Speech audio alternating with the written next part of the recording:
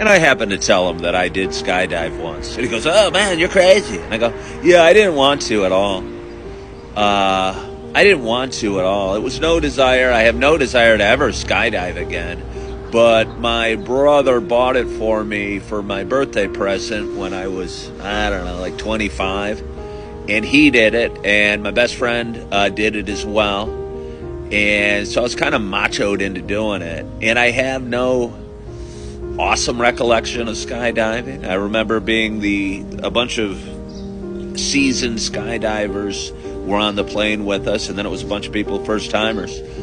And I was the very first timer to go. And I remember going to the edge of the door. Let me tell you, I mean, my palms are sweating. I see no reason to do it. I see none. I barely see reason to fly, much less jump out of a plane. But I did, and I'm glad I could say I did it. But I have no desire, none. I didn't have any desire to do it then. I have no desire to do it again. Some people love it. I had a buddy that did it shortly thereafter, and he became, wanted to do it, loved it, and it was his passion. And I don't know if he was an adrenaline junkie or what have you.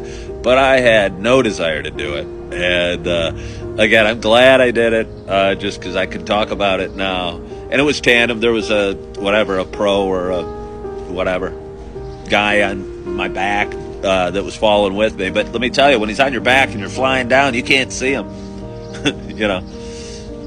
I'm glad he was there in case I froze up and panicked and forgot to pull the chute. But I think the scariest part of it was when the chute actually went off. You pulled it, and suddenly you're up over a mile above the air, or above the ground, and everything got so quiet.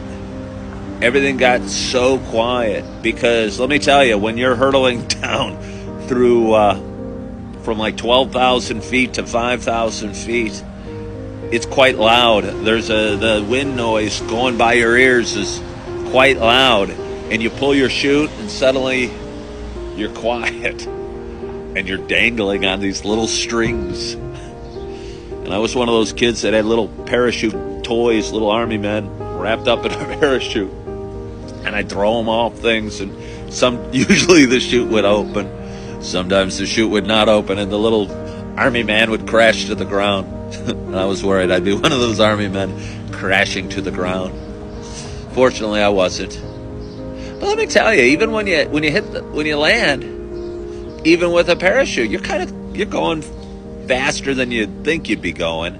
It's not, or at least for me, it wasn't one of these soft, delicate landings. It was more of a thump and fall. So those are my memories about skydiving.